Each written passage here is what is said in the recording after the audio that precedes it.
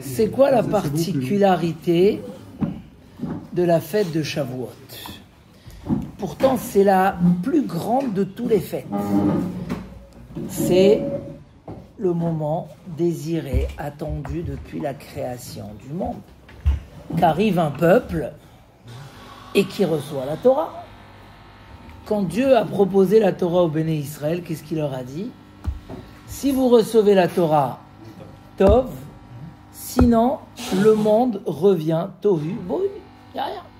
Donc le moment le plus attendu, jusqu'à que Avraham Avinu est arrivé, Yitzhak, Yaakov, les 12 tribus, l'exil des 400 ans, et maintenant on a pu devenir un peuple, on allait recevoir la Torah. Donc c'est le moment le plus élevé qu'il y a pu y avoir dans l'histoire, dans le monde, c'est le Har Sinaï. Tout le monde a changé à partir de ce moment-là.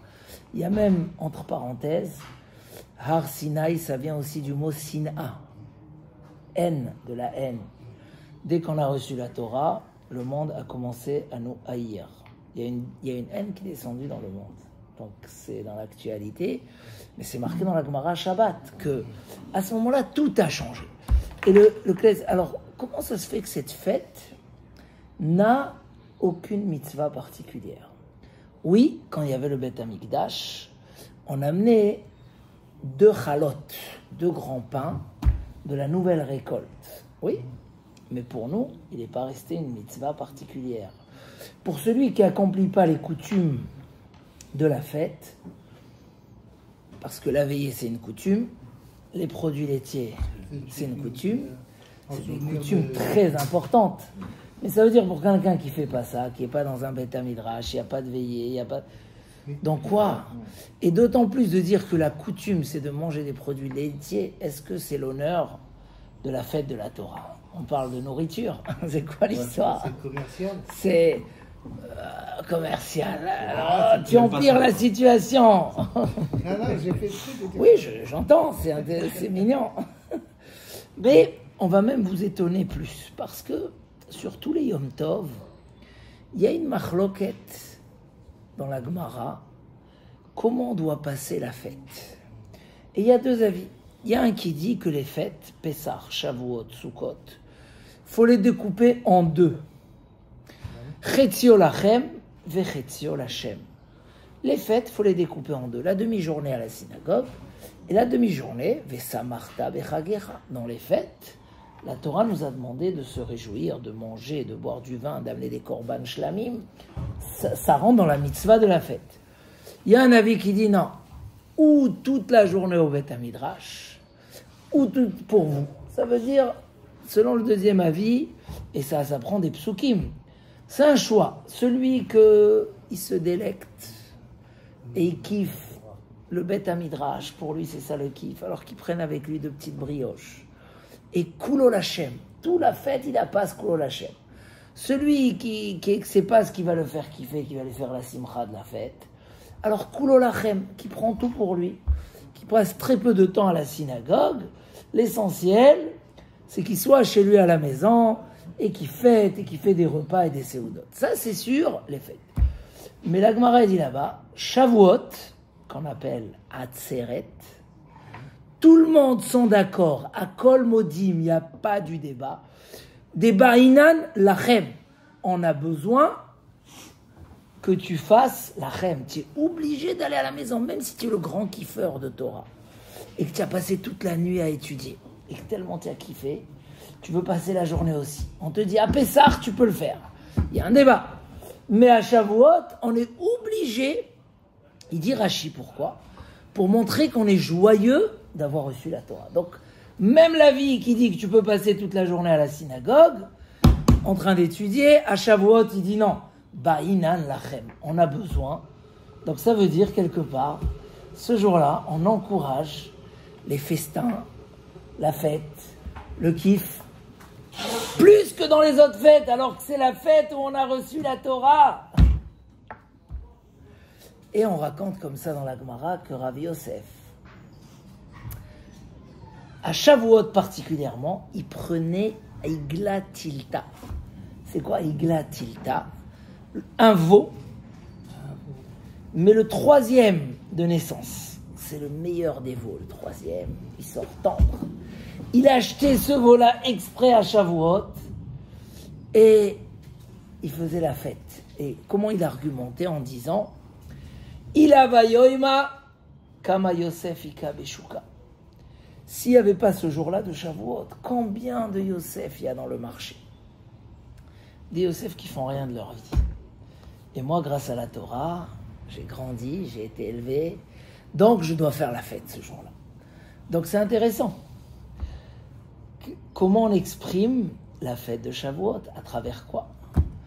Alors, on va quand même parler des coutumes, parce que sinon... Et même la Gemara la lecture de c'est pareil, c'est une coutume. Ouais, la lecture de Ruth, c'est un minhag. Amen.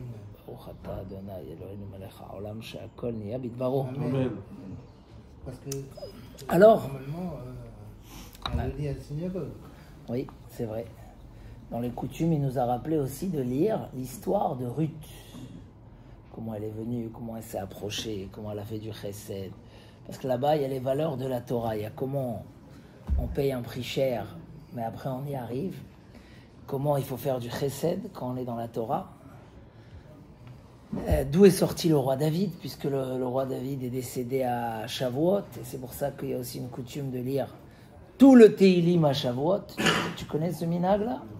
Puisque c'est le jour du départ du roi David, alors ça a une valeur particulière. Il faut finir tout le Teilim à Shavuot, si possible, mais au moins en lire pas mal. À la veillée ou... Toute la journée. On a 2 jours en France pour finir Teilim. Ah, c'est bon. Hein? Alors, c'est quoi les coutumes de Shavuot? D'abord, la veillée. D'où elle sort cette coutume?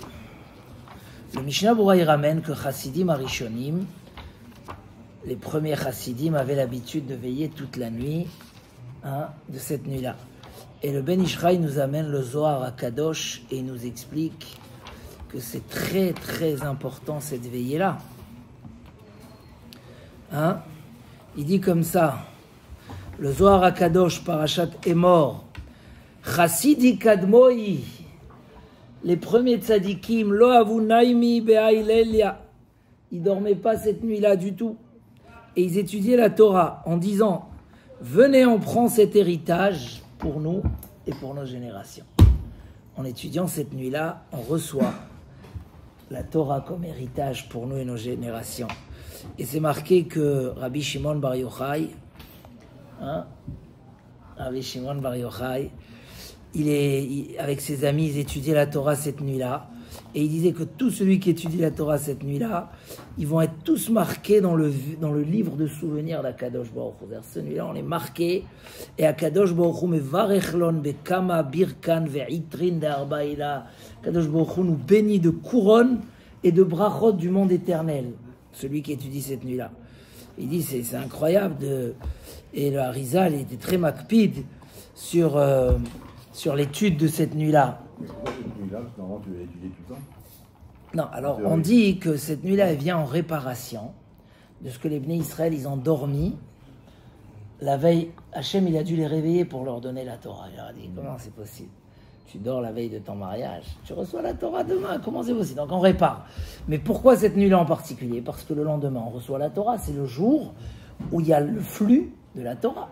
Donc, il y a plusieurs méthodes comment passer cette nuit. Il y a ceux qui font le tikkun. Dans le tikkun, on lit tous les débuts et les fins de Parashiot, on lit les 613 mitzvot, on lit la Hydra Rabbah du Rabbi Shimon Bar Yochai et la Hydra Zuta. Donc c'est... Alors, et il y a ceux qui étudient cette nuit-là, toute la nuit, étudier la Torah. La Torah, il y a des shiurim, et on étudie toute la nuit la Torah. Donc, c'est très important cette nuit-là. Ça, c'est une coutume qui fait le Shavuot. La veillée nous fait vraiment sentir... Alors, il y a toujours les sages qui disent « Oh là là, moi, je me lève tôt tous les jours à la tefila, je fais Bekavana. J'ai peur que si je fais cette veillée-là, je vais être fatigué, je ne vais pas bien faire ma tefila. » Arrête avec ces histoires-là. Renforce les tefilotes de toute l'année, après on verra cette veillée jusqu'à que tu aies une veillée. C'est une veillée importante. Oui, il y a les coutumes de manger des produits lactés. Il y a même un grand débat à l'Afrique. Est-ce que supprimer le repas de viande pour les produits lactés ou maintenir le produit? C'est vrai que beaucoup ont crié dans la halakha, ils ont dit, mais comment on peut sauter un repas de viande alors qu'il y a une mitzvah de Vesamarta bechagecha. C'est comme dans les 3 fêtes, il y a une mitzvah minatora de se réjouir. Et on peut se réjouir qu'avec de la viande. Nachon. Malgré tout, le minag, il est rentré très fort. Donc il y a certains que carrément ils font un produit que lacté. Donc il y a qui le font le soir, il y a qui le font le matin. Et c'est ça, le Kis Shavuot, c'est spécial. Du poisson frit avec des produits laitiers, toutes sortes de plats au lait. Et il y a qui ne veulent pas complètement sauter, donc ils font d'abord lait. Après, ils débarrassent la table, ils font une pause et ils refont un repas de viande. Bon, chacun a ses coutumes. Oui, c'est vrai qu'on lit la Megillat Ruth. Alors, pas dans tous les synagogues. C'est beaucoup un minag ashkénaze. Mais aujourd'hui, c'est aussi... chez vous, vous lisez Megillat Ruth? Chez les Thunes, on les Megillat Ruth? Bon, Hachem. Donc, en tout cas, ici, on la lit, bien sûr. La Megillah de Ruth. Il y a ce minag de faire Teilim. Bon, mais comment ça se fait qu'il n'y a rien de particulier à Shavuot et que même on dit que ce jour-là, on doit manger plus que toujours. Hein? Il y a comme ça dans la Gemara elle demande, dans chaque fête, il faut amener ce qui correspond à la fête. À Pessah, on amène le Homer, parce qu'on attend la bracha dans la récolte.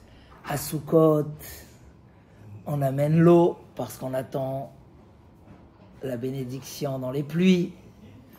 Chaque fête, et à Shavuot, qu'est-ce qu'on amène? On amène les deux chalot, les 2 pains, pour qu'on se fasse bénir pour les fruits de l'arbre. Il demande Rashi, mais je ne comprends pas. Le blé, c'est pas le fruit de l'arbre. Pourquoi c'est? Il dit oui, c'est le fruit de l'arbre. Parce qu'avant que Adam Arishon, il a fauté, le blé, c'était un arbre. C'était extraordinaire. Tu le plantes, une année, il reste pendant 40 ans, comme les oliviers. Tu as juste à aller récupérer.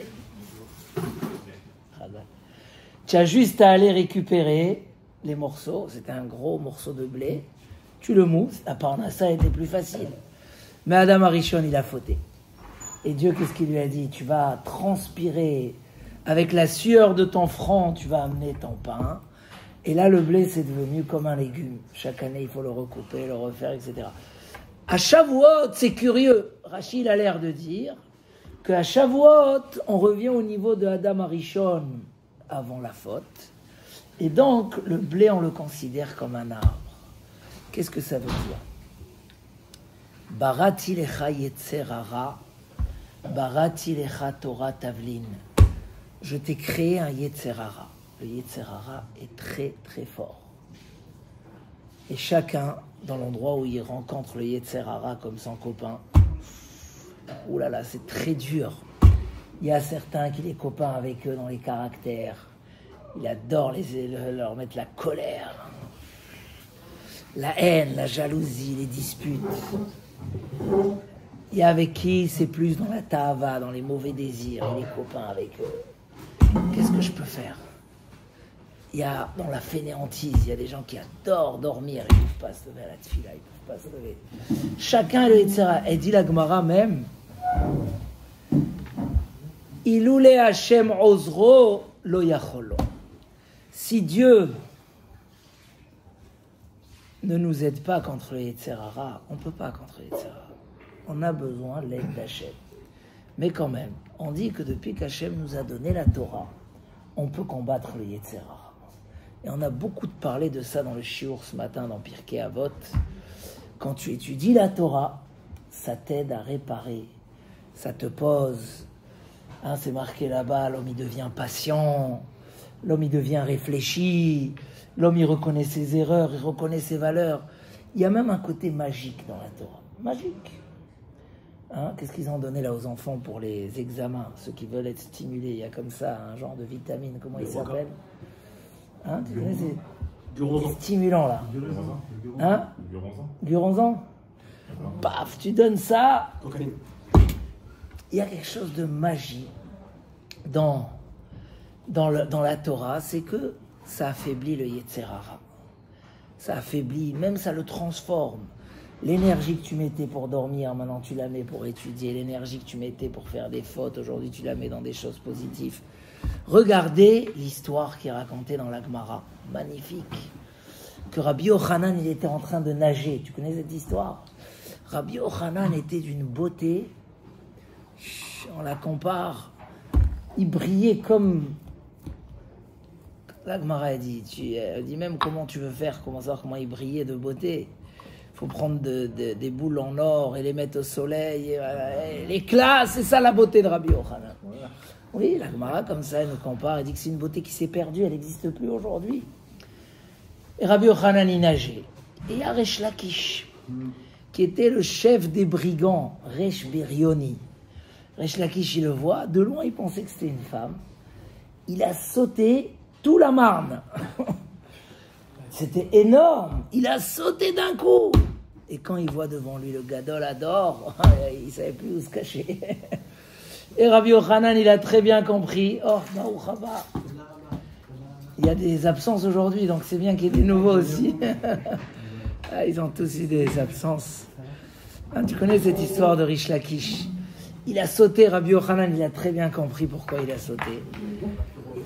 Il lui a dit, regarde, si... Il lui a dit, Chelach leoraita. Chelach leoraita. Ta force pour la Torah. Moi, j'avais toujours compris, mais Rashi dit là-bas, tu as une force incroyable, tu es un chef de brigand, tu as une énergie. Si tu veux la maîtriser, alors étudie la Torah. En étudiant la Torah, tu vas maîtriser ta force. Moi, j'avais compris toujours, et comme ça, il y a certains qui expliquent, si tu prends cette force-là pour la Torah, tu feras des grandes choses.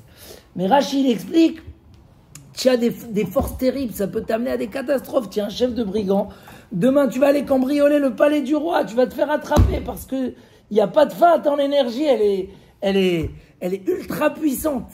Si tu étudies la Torah, tu vas la maîtriser. Et il lui a dit, si tu étudies la Torah, je te promets, je te donnerai ma sœur, elle est encore plus belle que moi. Et Resh Lakish, il s'est assis étudier et il est devenu Resh Lakish, un des plus grands de la Torah. Et il s'est marié avec la sœur de Rabbi Yochanan. Et est devenu la Chavruta de Rabbi Yochanan dans les pages de la Gemara. Rabbi Yochanan, il dit comme ça, Resh Lakish dit comme ça, c'est énorme. Le chef de brigand est devenu en machloquette avec Rabbi Yochanan, c'est énorme. Parce qu'il a compris le message. Il a dit, si je suis devenu un brigand, si je peux sauter tout un fleuve, c'est parce que Béhémet, j'ai d'énergie. Comment on calme des énergies comme ça? Barati lecha yetzer hara, barati lecha Torah tavlin. Je t'ai créé un yetzer hara, je t'ai créé la Torah pour l'épicer. Les épices, ça veut dire que des fois, tu as quelque chose que si tu le cuis, il est fade.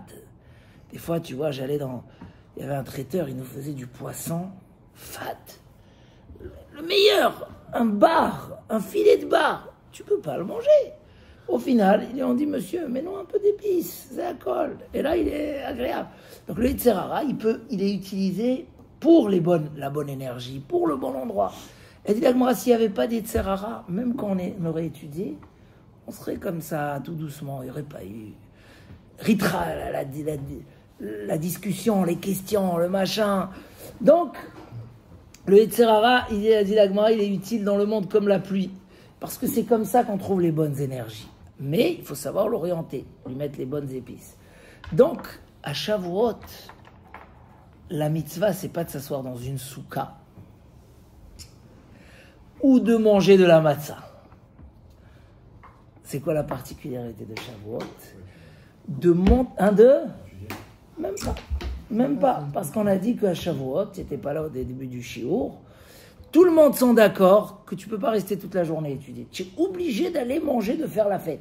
Alors que dans les autres fêtes, il y a un avis dans Betsa là-bas qui dit non. Ou tu es toute la journée au Beth Midrash, ou toute la journée en train de faire la fête. Baruch haba. O kulo lachem, o kulo lachem. Il dit là-bas chacun où il trouve plaisir. Mais les fêtes, il faut être joyeux. Mais à Shavuot, kulam modim. Tout le monde dit tu es obligé de faire les deux. Pourquoi? Il dit Rashi, assis-toi là, à côté de moi. Pourquoi il dit Rashi?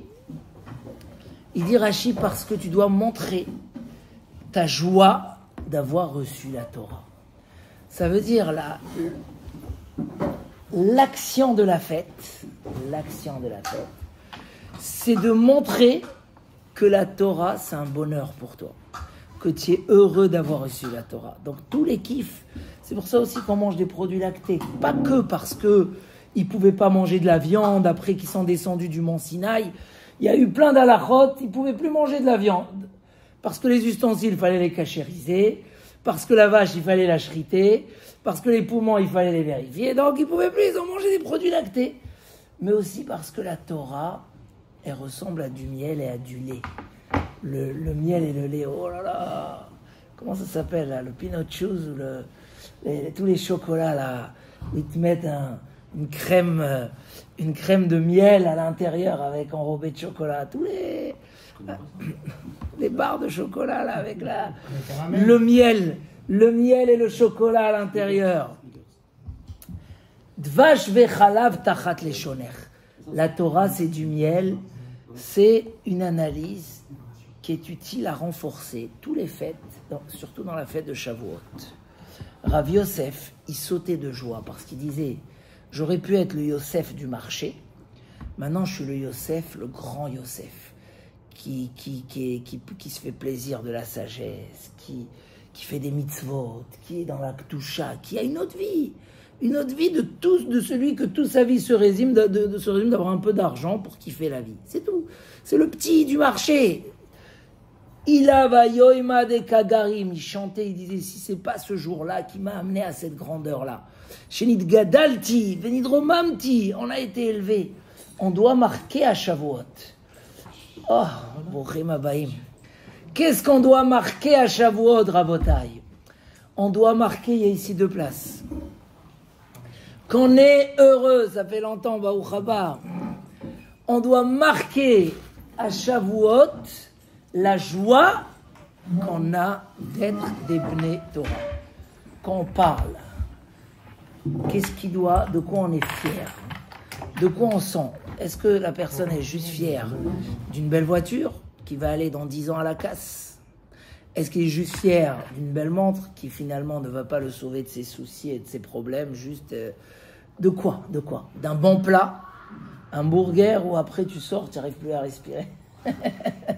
De quoi? Ça veut dire être à ce niveau que le côté spirituel de notre vie prend place importante et centrale dans notre vie, qui fait partie de notre fierté. Je réussis, j'arrive. Tu vois, quand quelqu'un il t'annonce qu'il fait un sioum, quelqu'un il t'annonce qu'il est heureux. Avant il s'appelait comme ça, maintenant c'est la même personne mais il a un autre nom. Parce que maintenant il sent qu'il est un autre. Il sent comment il kiffe la tfila, comment il fait les mitzvot. Voilà, Rashi il dit ce jour-là, d'après tout le monde, l'achem. En fait, ce jour-là, on doit faire des choses qui montrent qu'on est content qu'on a reçu la Torah. Combien que tu vas être content que tu as reçu la Torah? Combien que tu vas sentir que la Torah, elle est à toi? Elle n'est pas ni à tel rabbin, et ni à tel admour, et ni à tel... Elle est à toi, à chacun. La Torah n'est pas un héritage de qui que ce soit, elle est égale à tout le peuple d'Israël. Et donc, si tu arrives à sentir que oui, ça t'appartient, alors à partir de là, ça y est, tu as été zoché, tu as eu Kabbalah, ta Torah. Donc, c'est sûr qu'on va faire une veillée, parce que comment on va ressentir cette Torah si on ne l'étudie pas ce jour-là? C'est pas dans les halachot du jour. Au contraire, dans les halachot du jour, c'est surtout, tu montres la joie que tu as à la Torah. Ça, c'est une base pour nous, pour évoluer, pour éduquer les enfants. Si dans notre parole, comme il dit Rabbeinu Yona, si quand tu parles, tu exprimes que le vrai bonheur, c'est la Torah, alors d'abord tu as fait la mitzvah de Kiddush Hashem. Parce que quand tu as parlé, tu as su exprimer que par rapport à tout, il n'y a qu'une chose qui est vraiment importante. Toutes les autres choses sont secondaires, sans des facilités, sans des moyens de faciliter la vie, etc. Mais que Avodat Hashem, Kabbalat Torah, c'est la joie. Donc, 2 choses. 1, vraiment recevoir la Torah. Et ça, c'est ce qu'on va faire à travers la veillée. 2, on va manger des produits doux et extraordinaires. Et malgré tout, on veut que tu manges quand même de la viande. Mais en tout cas, ça veut dire exprimer sa simcha dans Kabbalat Torah. Celui qui arrive à le faire, même s'il est très simple, il n'a pas un très haut niveau en Torah, c'est quelqu'un que tu sais qui va découvrir la Torah et qui va arriver très haut. Parce que cette joie, ce bonheur, quand un homme il est sûr qu'il y a un joie et un bonheur, Samarti beomrim li bet Hashem neler. Qui c'est qui a dit ce passouk-là? Samarti. Je suis joyeux quand on me dit qu'on va aller dans la maison d'Hachem. C'est David Ameler. Et pourtant, les gens qui lui disaient ça, hein, ils voulaient le taquiner. Ils savaient que le jour où le Beth Amikdash doit être construit, David Ameler va partir de ce monde. Donc ils disaient, nous, c'est quand qu'on va à la maison d'Hachem, c'est quand qu'elle est construite. Et malgré tout, lui, il était heureux. C'est comme je crois que c'est dans les histoires du Ben Ishraï, en tout cas, d'un grand prince qui allait, comme ça, il est arrivé dans une ville et il a insulté de sales juifs. Alors c'était un prince juif et il aurait pu punir. Et les gens autour, ils voient qu'il fait rien et au contraire, à la limite, ça l'amuse. Ils lui ont dit, mais comment? On va les punir. Il dit non. Quand ces gens me rappellent que je suis juif, c'est le plus grand bonheur. Alors même s'ils disent ça l'avant, et ça me rappelle, ça veut dire, il leur a ramené une histoire de quelqu'un que quand on lui rappelait qu'il était, c'était tellement son bonheur qu'il ne faisait pas attention aux autres choses. Ça veut dire justement cette fierté-là de Am Israël, de Torah, de Gdusha. On est un peuple qui est poursuivi, hein? Poursuivi, encore aujourd'hui, poursuivi. Pour certains, ça rappelle qu'on est le peuple élu d'Akadosh Baruch Hu, et on a un prix à payer pour ça, et on a un prix à payer pour rester comme ça, pour ne pas que nous-mêmes on s'éloigne. Et pour certains, c'est dire, pourquoi que nous, et pourquoi que nous, pourquoi que nous. La Kabbalat Torah, c'est de sentir la simcha dans cette chose-là. Donc on est encore à une semaine, on a encore le temps, mais vu que mardi soir prochain, c'est déjà la veillée. Donc voilà, on a fait cette petite préparation. Mais voilà, le Harizal, il dit que de même qu'on est jugé à Rosh Hashanah sur tout ce qui est physique, à Shavuot, on est jugé sur ce qui est spirituel. Donc combien que ce jour-là, on est heureux, hein? Yom Shenitna Bo Torah. Donc on arrive, quelqu'un qui est fier, qui est heureux de sa Torah, de sa Kedusha, c'est lui qui reçoit vraiment la Torah. Voilà.